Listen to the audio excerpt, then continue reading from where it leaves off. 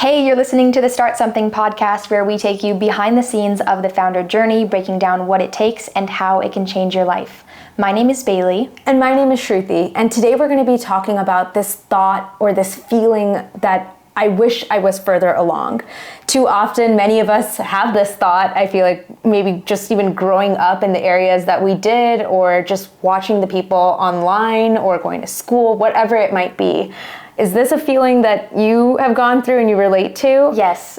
I feel like it's a daily thought for me, wishing that I was further along than the place that I'm at. And for the first 3 years of my founder journey, it was something that really took me down and made me feel pretty bad about where we were in the process of the company. And today I still get that thought, like I still kind of feel it come in. It's definitely been a pattern of mine, but it doesn't have the same impact on me that it used to. And over the past 2 years, I've taken a strategy that has completely shifted that feeling, and specifically the fact that that feeling can so often make me feel bad about where I am instead of proud of where I am. And it's amazing how many people we meet, especially super successful people, who still don't feel like they're enough and where they are in life is enough. It's like, oh, I will be successful when, or I will finally feel good when we achieve this goal, or when we've hired this person, or when we've, brought on this customer. Like, I won't feel good until I get there. But if we set our sights on only being happy when we get to the horizon, then the entire experience of being a founder is kind of miserable. Yeah. And so the thing that has really changed that thought from being something that feels a little bit paralyzing or depressing or anxiety producing is specifically, for me at least, looking at that thought and saying, actually, instead of measuring myself against this ideal that I'm not at yet, how about I measure myself and my sense of progress and happiness and pride in myself based on how far I've come. And so what I've learned is there's this shift from measuring myself against my ideal and feeling bad to instead measuring myself against my past performances and feeling so much better because of how much I've grown.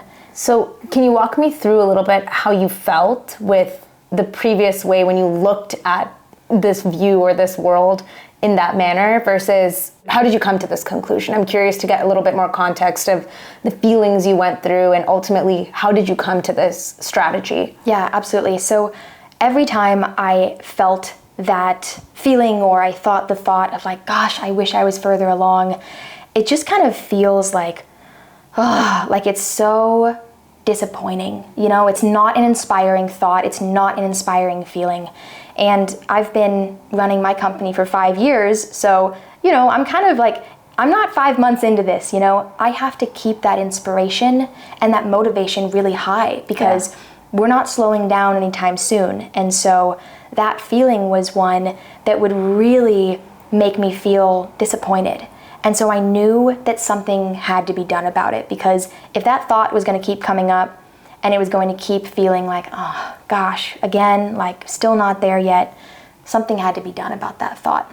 And one of the things that really helped me shift it was actually sharing it with a mentor of mine, and actually sharing it with my executive coach. I swear I probably spent 12 months bringing that exact same story to my executive coach and saying, gosh, I just wish I was further along. And it took a year of talking to him about that story and having him reflect back to me how much progress we've made for me to actually start to internalize that sense of progress. And it's not something that I think you just kind of wake up and you feel. It's something you have to intentionally focus on and create. And since we live in a culture that is, we're all steeped in consumerism. The message everywhere, every business out there, every consumer-facing business is telling us that our life would be better with their product, or our life isn't as good because we don't have that product. We suck until we get that one thing, right? That's the message. And so it's so easy to constantly feel like, I'm not there yet. Once I reach this goal, but it's easy to constantly be in that loop. And so what I realized working with my coach is actually, if I want to feel differently, then I have to intentionally tell a different story. Yeah. And so when that thought comes up that says, I wish I was further along, I'll be happy when I do this, I'll feel like good about our company once we're here. Instead, what I had to really practice was looking back and saying, actually, look at the 10x growth from where I was 2 years ago to where I am now. Yeah. And all of us in our life have gone through 10x growth before. Yeah. And so when we look back and we see how much we've already grown, how much we've learned, how much we've changed, how much closer we have come to the person that we want to be, that is inspiring. It motivates us to keep going, and that's how we can move forward with a sense of joy and groundedness and pride in our younger self and in our past work, as opposed to feeling constantly disappointed and constantly like we're not enough. And I really relate to your strategy, and it's something that I've had to go through my own fair share of experiences, unfortunately, to learn this. So I'm hoping people listening to us can skip through the trauma that we may have gone through.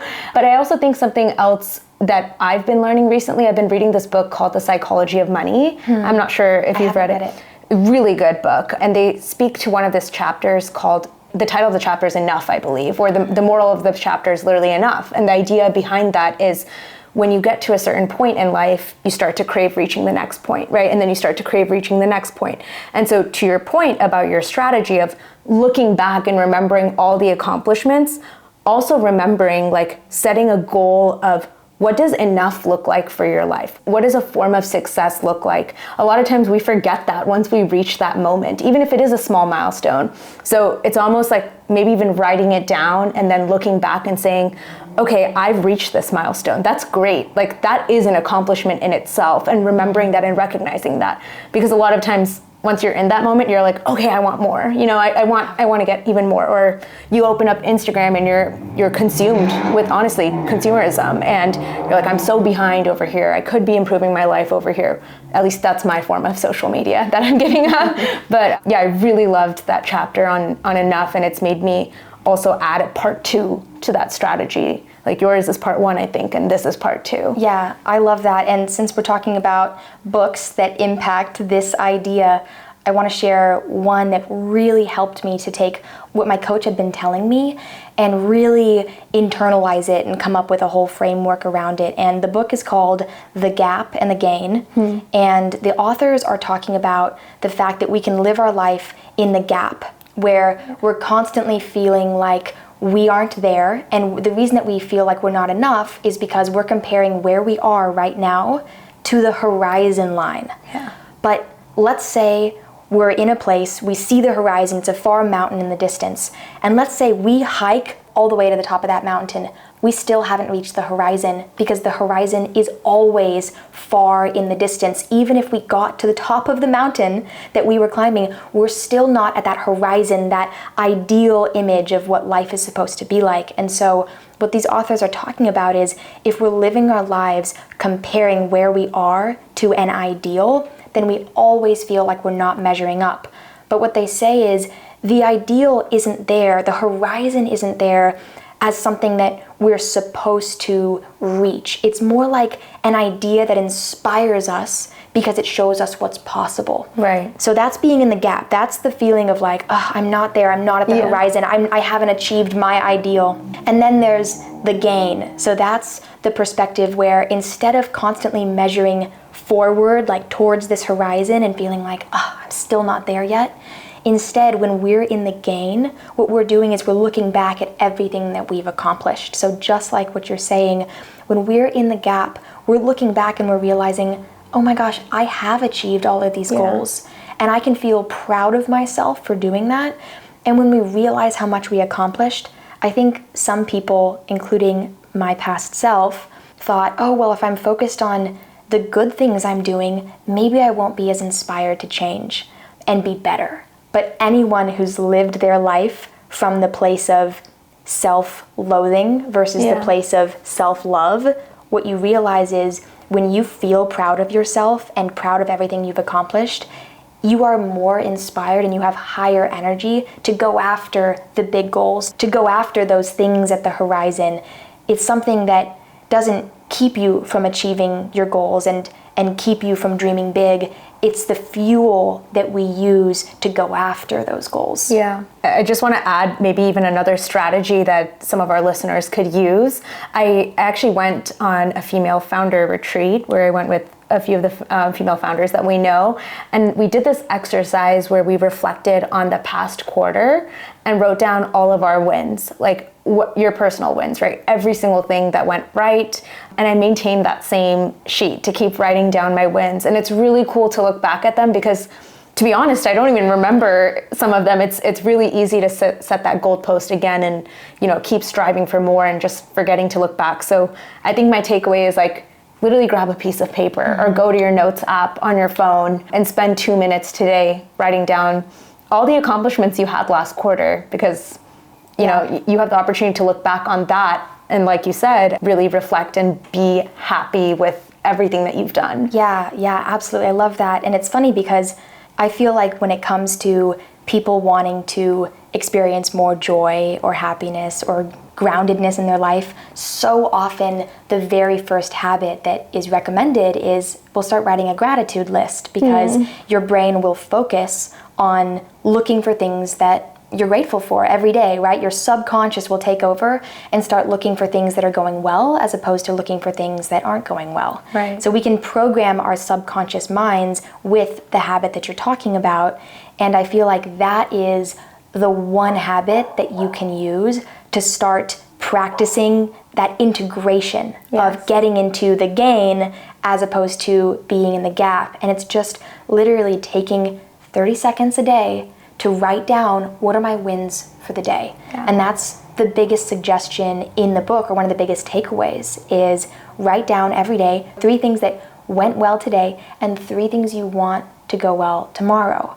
And then just focus on those things. And throughout the day, your brain automatically is then looking for those things. It's like, oh, thank you. I don't need to do any other work, right? Like, I totally agree with you. Yeah. And then you kind of get into this mode of wanting to accomplish things. It's like, oh, let me just wrap this up because that's going to go on my list of things that went well today. Yeah. You know what I mean? It's like your brain is always looking for, oh, how can this go well? How can this go well? Yeah. It's like a positive reinforcement throughout the day.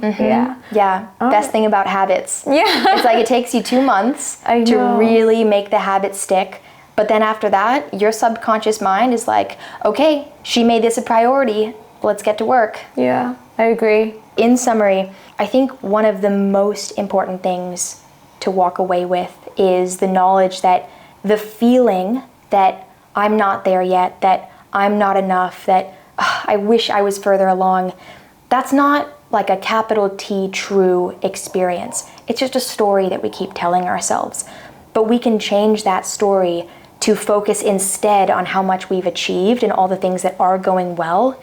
And when we're living from that place, it actually is easier to accomplish our big, hairy, audacious goals because we have the fuel and the enthusiasm to keep going. And that's something that we can create as a habit every day with just 30 seconds. It's so easy, literally just writing down the things that went well today, 3 things, and 3 things we want to focus on for tomorrow. And that's enough to create an unconscious habit that continues to create that inspiration in your life. Yeah. How was that summary? That was amazing. The one little thing I would add, which we didn't even talk about but came to mind, is titling the top of whatever notes that is, whether it's a paper or your notes app on your phone, and calling it, do you want to live in the gap or the gain? Love it. Right? Oh my gosh, should we high five? Because that was pretty good. All right. Well, thank you all so much for listening to another episode of the Start Something podcast. We'll see you again next time. Bye.